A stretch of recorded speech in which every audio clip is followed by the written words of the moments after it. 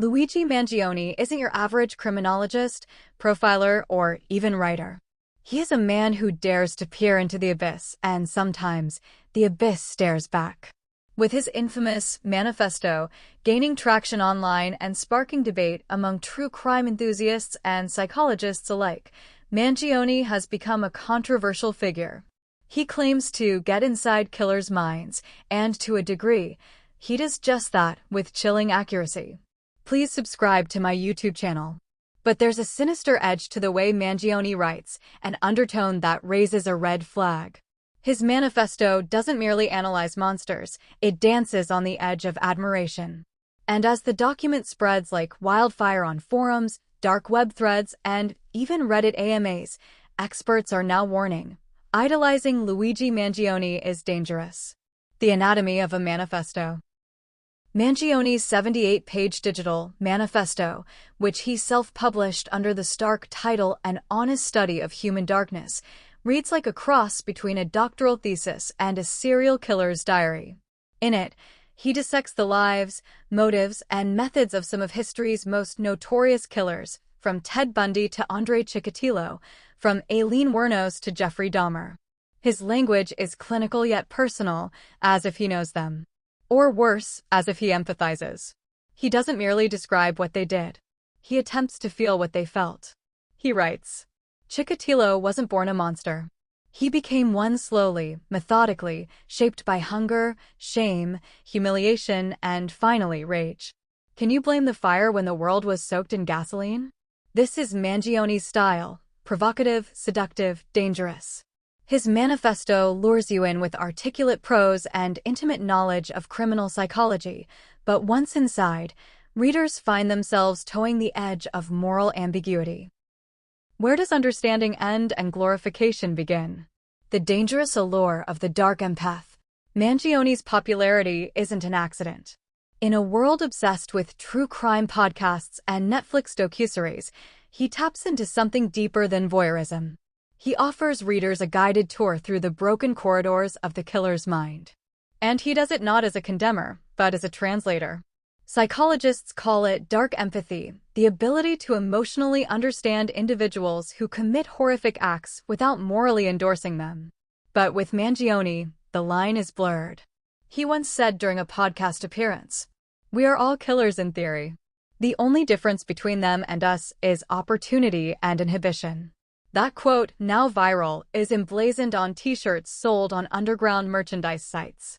And his followers, some of whom call themselves Mangionites, have turned his words into scripture. Please subscribe to my YouTube channel. A growing cult following.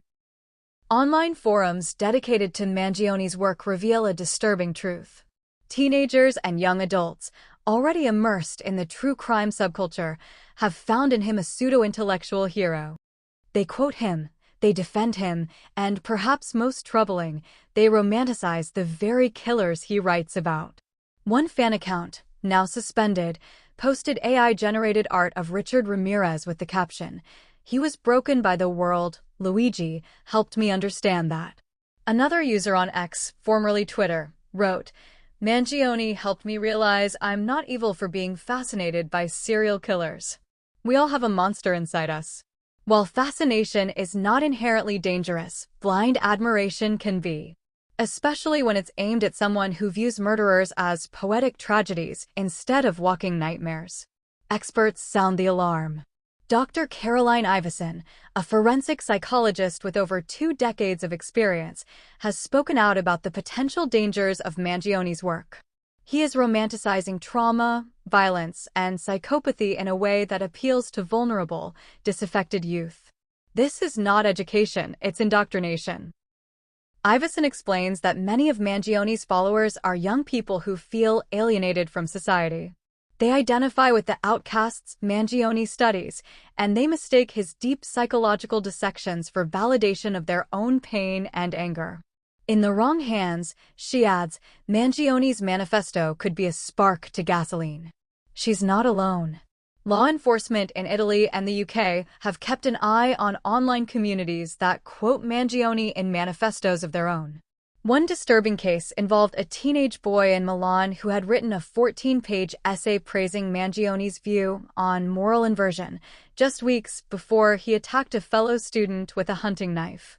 The victim survived, but the psychological wounds remain, and so do the questions about Mangione's influence. The man behind the mind games. Little is publicly known about Luigi Mangione's private life. He rarely gives interviews and appears to live reclusively in the outskirts of Naples. When he does speak, it's often in riddles, evasions, or literary analogies. He's been compared to Thomas Harris's fictional Hannibal Lecter, not for cannibalism, but for his unnerving charm, erudition, and emotional opacity. Please subscribe to my YouTube channel. Mangione insists that he is only the mirror and not the monster. In a rare interview with Le Monde, he said, "I do not create killers. I only try to understand them. And in doing so, maybe I help prevent more." But critics argue that understanding does not require aestheticizing. Mangione's descriptions of murder scenes as rituals of psychological exorcism and killers as twisted artists sculpting with death walk dangerously close to glorification. The fine line between study and worship. This is where the ethical debate intensifies. Is it possible to study evil without feeding it? Can a manifesto dissect monsters without humanizing them to the point of sympathy? Criminologists argue that empathy is a tool, but Mangione uses it like a paintbrush, turning horror into art. Some of his passages are so vivid, so emotionally immersive, that they risk turning readers from observers into participants. One section of his manifesto describes a killer's emotional state just before committing murder. It reads, "It is a moment of silence. The world stops. The victim's breath is loud. The pulse electric. The killer feels nothing and everything. Relief. Fear. Control. It is, in a cruel way, a rebirth." It's passages like this that make Mangione's manifesto not just a study, but an invitation. An invitation to feel the dark. And not everyone who accepts the invitation is equipped to come back whole. A warning wrapped in genius. There's no denying Mangione's intellect. His writing is methodical, articulate, and deeply informed. He references obscure academic studies, quotes from Nietzsche and Dostoevsky, and cites FBI files with shocking accuracy. But even genius can become a weapon in the wrong context. And perhaps that's the most unsettling thing about Luigi Mangione. He doesn't seem to care how he's interpreted. Whether people see him as a scholar or a shadow prophet, he remains unmoved, detached, observing, always observing. For every parent, teacher, or psychologist now trying to undo the damage caused by his manifesto, that indifference feels like the final cruelty.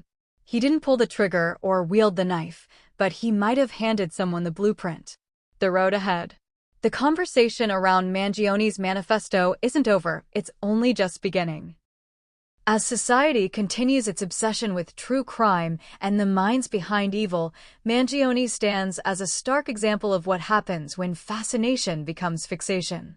There is value in understanding darkness, but there is danger in worshiping those who study it too closely. When a man writes as if killers are misunderstood poets, he risks inspiring those who already feel voiceless to become violent. In the end, perhaps the most chilling line from Mangione's manifesto is also the most prophetic. We fear monsters because they remind us of ourselves. And maybe that's the point. But fear is not the same as admiration. And idolizing a man who walks with monsters is a risk the world may not be ready for. Subscribe the channel to get such videos.